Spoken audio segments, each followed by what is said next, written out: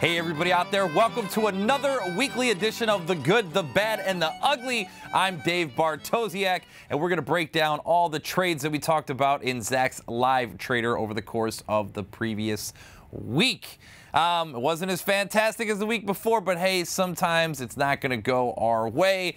So that's why we keep trading options, right? You got to trade more of them because sometimes you're going to go on a streak where it's not going to work out. Other times you're going to go on an epic streak of like 14 in a row where everything's going to hit and you're going to feel like you walk on water, okay? So the important part is you don't put a huge chunk of your account on each one of these trades. You make sure you maintain that risk versus reward on each one of the trades that you do put on, and you stay disciplined and don't freak out, okay? So that's what we got going on here for Zach's live trader with the review. Now, next week, we're going to have to do it a little differently because I'm going to be in Miami, Sunny Isles Beach. I know you're all very jealous. So I'm going to do a different sort of video. It's going to be a screen capture. You're still going to see the presentation. We're going to get it worked out behind the scenes here with the guys that work so hard in the studio. So we'll get it all together for you. You're still going to have a review, but you're just not going to see my chubby self in front of a TV like this. So it'll be a little bit different, but you get the same information and everything's going to be just fine. Anyway, so why don't we dig into this week and start looking at some of the options trades that we put together during the video. So first and foremost was Gilead. So we put a bear put spread on Gilead. We were long. I went out to December, the 75.70 put spread for a net debit of $2.66. And the thought here was that it looked like Gilead was a little long in the tooth, getting a little bit tired and starting to creep on down. And it does look like that happened. We got max profit with Gilead under $70. I believe that's right around where it's trading now. But remember, we went all the way out to December, so we got plenty of time value inside of here. So this put spread right now is trading at $2.70, even though Gilead is down. And there's a couple of reasons for that. First, because you had the implied volatility ahead of earnings that was juiced into this put spread. And now, since that's been replaced and the stock has moved to the downside, you actually have that sort of intrinsic value in the spread. So that's why it's maintained its price. If the stock stays where it's at now, we're going to end up getting a max profit on this, so that's a good thing. But again, we're just going to wait. We got another, what, 6 weeks rather, for this one to kind of play itself out. So I say what we do here is just keep it patient. We bought an option out to December for a reason. We want to go ahead and give it time to go ahead and work itself out. So just be patient. We're on the right side of this thing. That's the good part, all right? So we've got a good trade working for us this week, even though it's been a little rough. And now let's go ahead and talk about some of the rough stuff. So Alibaba. I was bullish on Alibaba, but this thing, we're not done yet. So I put a bull call spread on. We were long the November 18th 101-106 call spread for a net debit of $2.11. And we were going to have max profit with Alibaba shares above 106. Problem is we would lose that 211 as long as Alibaba was below 101. So that means our break even is 103.11 on shares of Alibaba. And now the thing's at 98. Now, why did that happen? Well, I blame Facebook and the NASDAQ getting beat up along with the rest of the market. It's been kind of rough out there.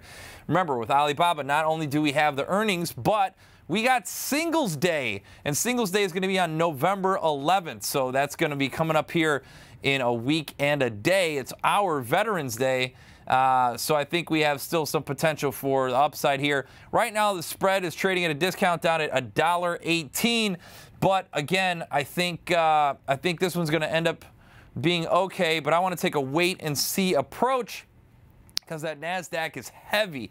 Facebook is definitely dragging down tech, and the rest of the market is kind of breaking down as well. The S&P 500 was in a range from 2120 to 2200 for several months. That has broken down. But the most resilient of the indexes overall has been the NASDAQ. Today, it's selling off again aggressively. I think we were down 43 bips when I came in here.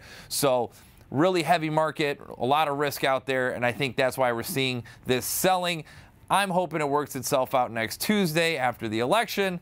Then I guess we won't be trading till Wednesday. So that's kind of what I'm looking for, some of the things to work themselves out by then. Again, this is a wait and see kind of approach. I will touch base on this certainly in my video next week from from Miami, man. Sunny Isles Beach, my friends. It's going to be nice. Anyway, now for some less than nice stuff. Facebook. Come on, Facebook. We had a bull call spread on Facebook. We were along the November 18th, 129, 135 call spread for a net debit of $2.60. So that means our max profit, what was Facebook above $135 per share. Facebook is at $1.20 right now. They came out, they had decent earnings, decent revenues, but they're saying that the pace of revenue growth is going to slow, and they're going to start making some money. They're going to start making some investments, so it's going to eat into their EPS.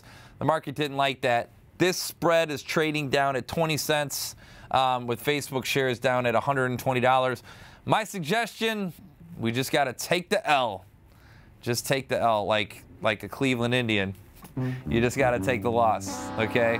And it's terrible. It's frustrating, but hey, we had a good risk-reward scenario shaping up here. EPS, everything was kind of in line. It looked good.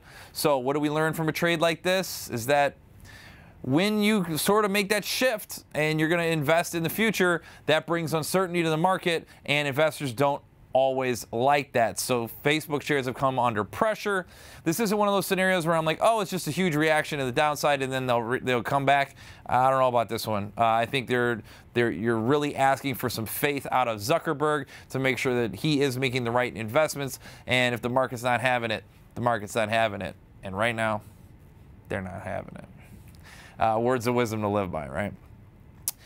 Now, the last one was our premium video. I needed to stop calling these premium videos because that one was terrible. Fitbit, what are you doing to me? Goodness gracious, Fitbit, a bull put spread. So we were short the November 4th $12, $11 put spread for a net credit of 27 cents. So max profit was Fitbit above $12, which would have been great if Fitbit didn't come out with earnings and say like, oh, whoops, guys, sorry, the whole revenue growth thing you were looking for is not going to happen. EPS growth thing you're looking for, that's not going to happen either. So I saw some people talking about how, oh yeah, this was kind of like a kitchen sink quarter for them and they're setting it up for a good next quarter. I don't care. All this is telling me is that the boys at Fitbit do not know what they're doing. So if I see somebody with a Fitbit on the wrist, I'm going to slap it off of them. Ah, Fitbit. So the spread's trading basically at $1 because it's there. So it's basically the max loss that you can take right now. Very frustrating on shares of Fitbit. So my suggestion is anything that you can get, you just get it. Now this is the problem. You're not going to be able to get it, right? Because shares of Fitbit are off 30% today. They got killed, okay? But this is the good part about trading options, right? You've limited your risk by putting on that short put spread. We knew exactly how much money was going to be on the table. We could have made 27 cents, right? And our risk was 73 cents. So Fitbit could go down 70% and our risk would still be that 73 cents. So we had that clear-cut, defined risk right there. Now, it didn't work out, but that's going to happen when you're trading options. And it's also going to happen when suddenly the growth story is no longer there. We put this trade on because of those EPS estimate revisions that we saw. Huge EPS for 2016 and then a big bump up to 2017 while the stock was just kind of bouncing along between $10 and $12, right? And that was fine. I was totally comfortable with that, saying, okay, if these numbers are in fact right, then we're going to be good, all right? Now, the flip side of that is if those numbers are wrong, Wall Street is going to come in and eviscerate Fitbit, and that's what they're doing right now, and deservedly so, because those numbers, this nice little chart now, has been crushed, and it's garbage. So, thanks for nothing, Fitbit.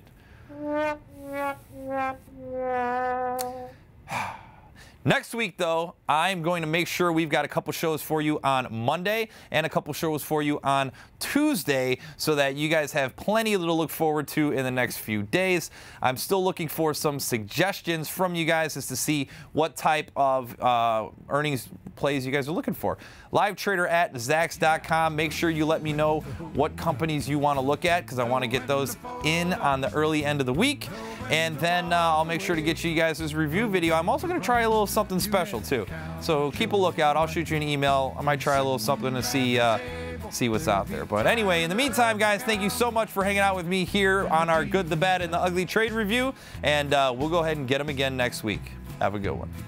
Now every gambler knows the secret to surviving is knowing what to throw away, knowing what to keep. 'Cause every hand's a winner and every hand's a loser, and the best